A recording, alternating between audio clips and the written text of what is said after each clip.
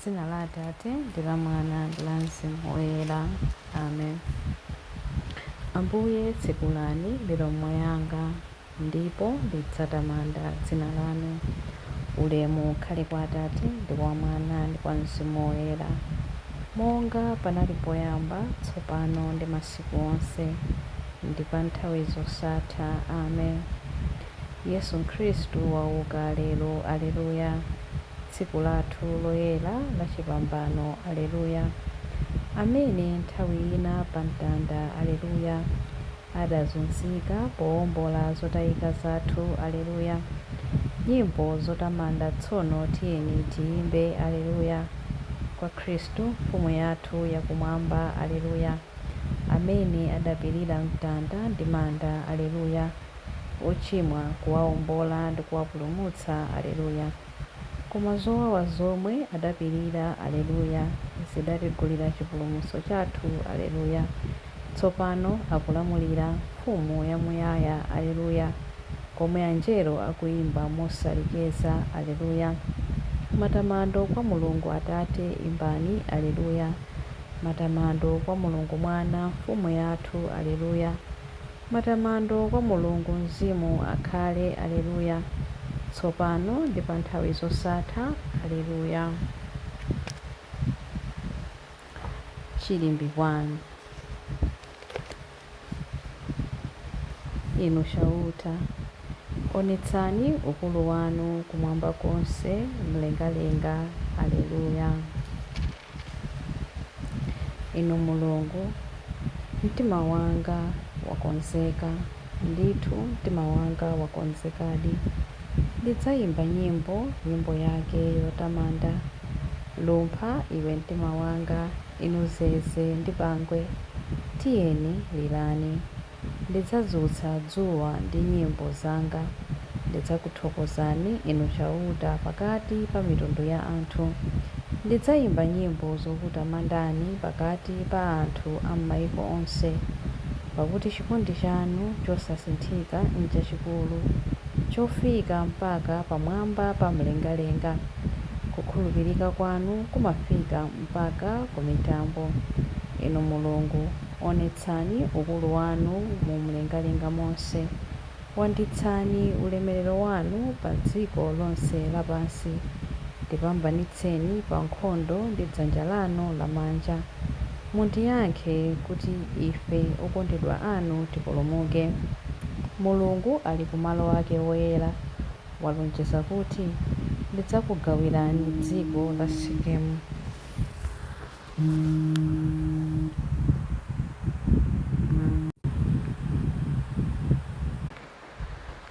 Mokondwa, ndidzakulemberani malire mchigwa cha Sukoti. Giliyadi ndi wanga, Manase ndi wanga. Efereimu ali ngati chisoti changa chodzitetezera. Yuda ali ngati ndodo yanga yaufumu. Mowabu adzakhala ngati mbale yosambiramo ine. Edomu adzakhala poponda nsapato zanga. Ndidzafuwula mokondwa nditagonjetsa Filisitiya. Ndani adzandifikitse ku mzinda wa malinga? Ndani adzanditsogolere ku Edomu? Si wina ayi, ndinu Mulungu amene mwatitaya. Ndinu Mulungu amene mwaleka kuperekeza ankhondo athu. Mutithandize kulimbana ndi adani athuwo, popeza chithandizo cha munthu n'chopanda pake. Mulungu akakhala nafe, tidzamenya nkhondo molimba mtima, popeza ndiye amene adzapondereza adani athu. Ulemu ukhale kwa Atate ndi kwa Mwana ndi kwa Mzimu Woyera, monga panali poyamba, tsopano ndi masiku onse, ndi pa nthawi zosatha. Amen. Inu chauta, onetsani ukulu wanu kumwamba konse mlengalenga. Aleluya. Chilimbi 2. Chauta adzameretsa chilungamo ndi chiyamiko pakati pa makamu onse. Aleluya. Tsono ndikusangalala kwambiri chifukwa cha chauta. Mtima wanga ukukondwadi chifukwa cha Mulungu wanga, pakuti iye wandiveka zovala za chipulumutso. wondiveka mkanjo wa chilungamo, zinali ngati mkwati wa mwamuna wavala nkhata ya maluwa nkhosi, ndiponso ngati mkwati wa mkazi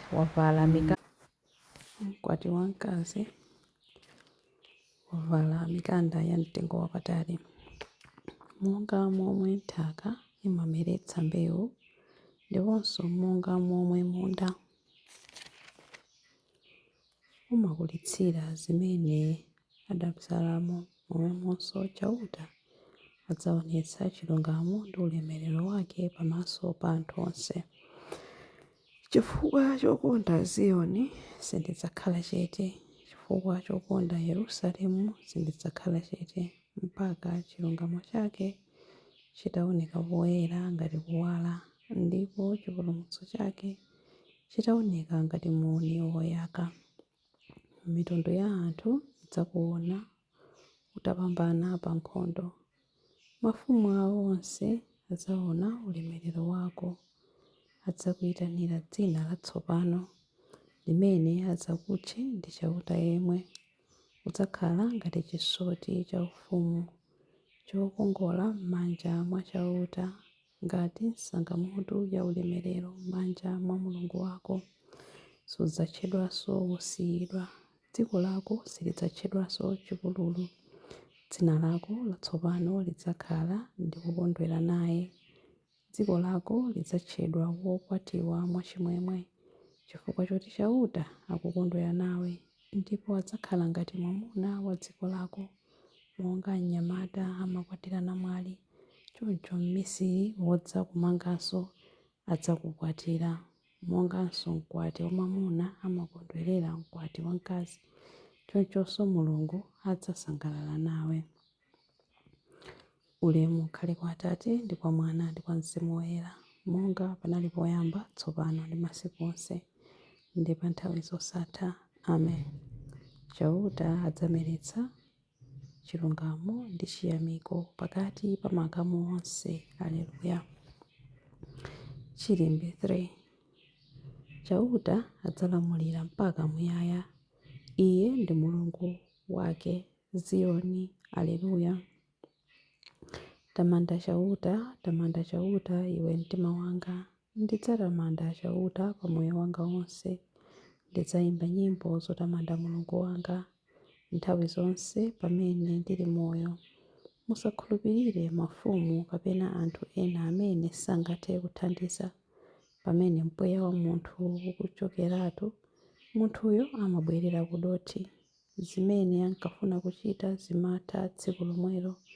Ngodala munthu amene chithandizo chake chimafumira kwa Mulungu wa Yakobo. Munthu amene amakhulupirira chauta Mulungu wake. Chauta adalenga kumwamba ndi dziko lapansi, nyanja ndi zonse zimene zili m'menemo. Amasunga malonjezo ake nthawi zonse. Amachitira anthu opsinjidwa zolungama. Amawapatsa chakudya anthu anjala. Chauta amamasula am'ndende. Chauta amatsekula maso a anthu osapenya. Chauta amakweza anthu otsitsipa. Chauta amakonda anthu ochita chilungamo. Chauta amateteza alendo. Amachirikiza mkazi wamasiye ndiponso mwana wamasiye, koma njira za anthu oyipa amazipotoza. Chauta adzakhala mfumu mpaka muyaya. Mulungu wako iwe Ziyoni adzalamulira ku mibado yonse. Ulemu ukhale kwa Atate ndi kwa Mwana ndi kwa Mzimu Woyera, monga panali poyamba, tsopano ndi masiku onse, ndi pa nthawi zosatha. Amen. Chauta adzalamulira mpaka muyaya. Iye ndi Mulungu wake Ziyoni. Aleluya.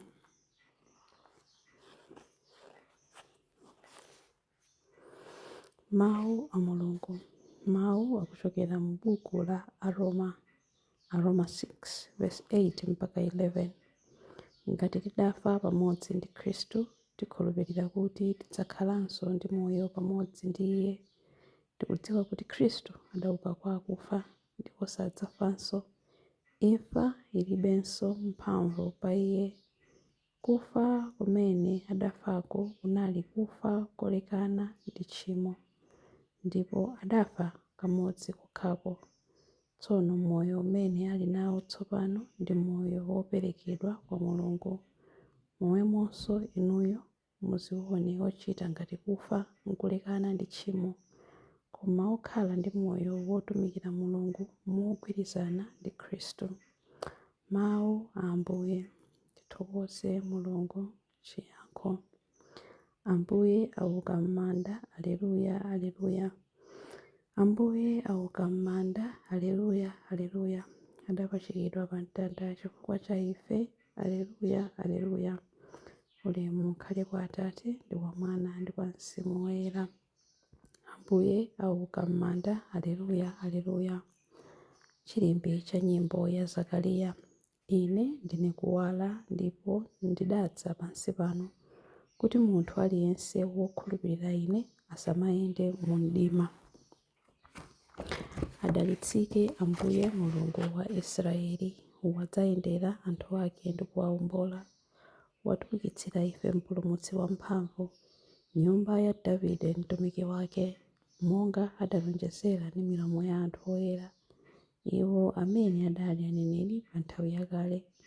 Mpulumutsi amene adzatimasula ife kwa adani athu, ku manja a onse amene amadana nafe.